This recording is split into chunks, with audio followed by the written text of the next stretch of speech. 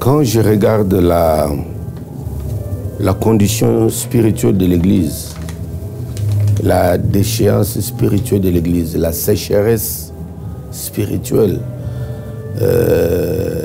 pour ne pas dire même certains qui sont dans un état de coma spirituel, et que le Seigneur vienne donner un mot d'ordre sur l'urgence de la prière.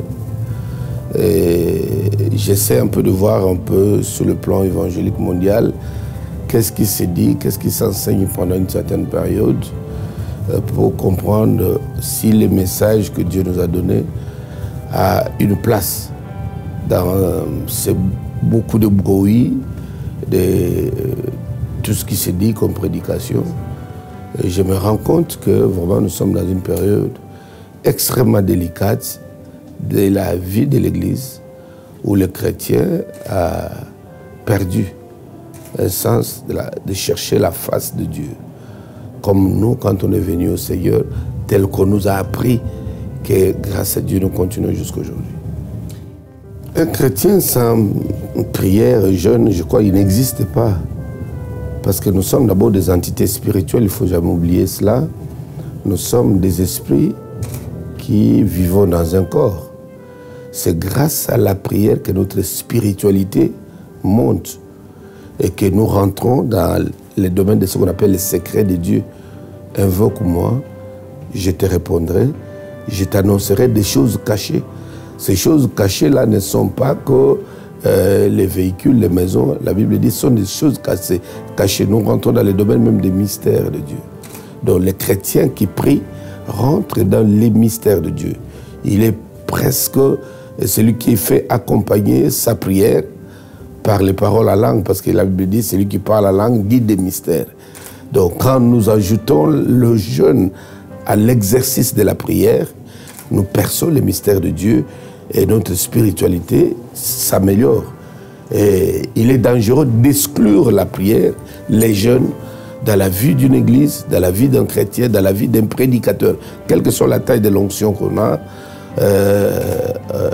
nous avons vu les hommes ouins dans la Bible qui considéraient la prière comme un élément central et essentiel de leur vie.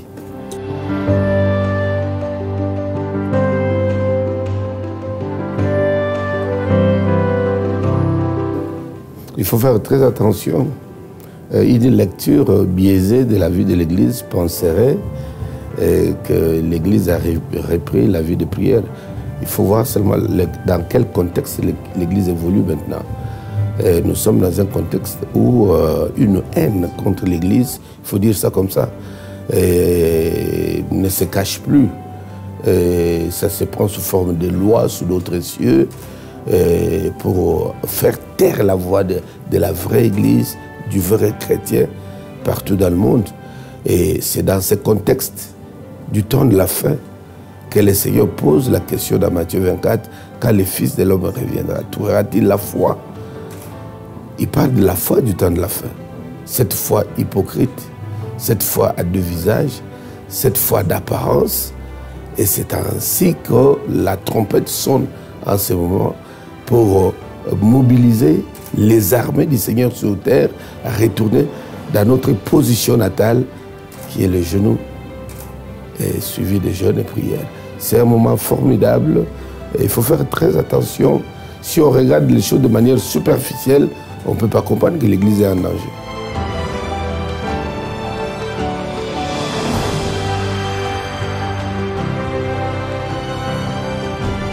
Il y a deux textes qui sont prophétiques dans la Bible.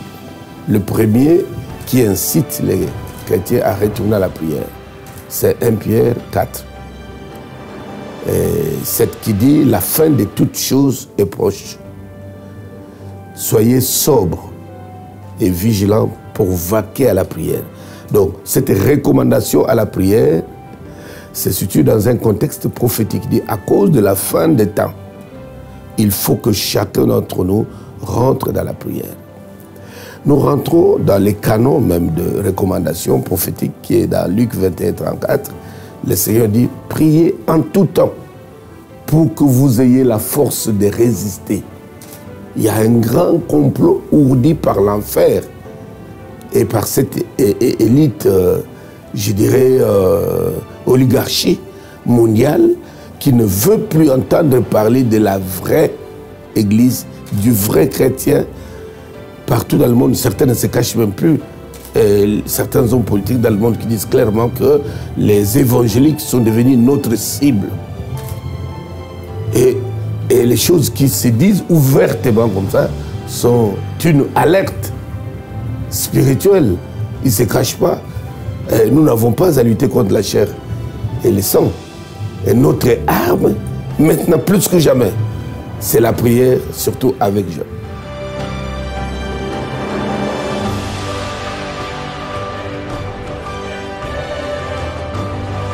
C'est par la capacité spirituelle que Dieu déverse sur lui pour qu'il rebondisse, qu'il réapprenne les armes qu'il a abandonnées ou que l'ennemi lui a arrachées, les armes de la prière.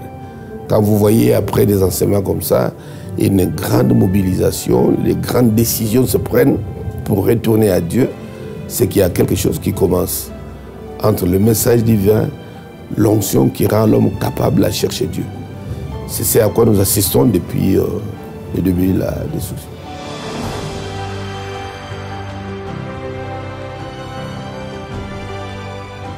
C'est la mobilisation, retour au Seigneur.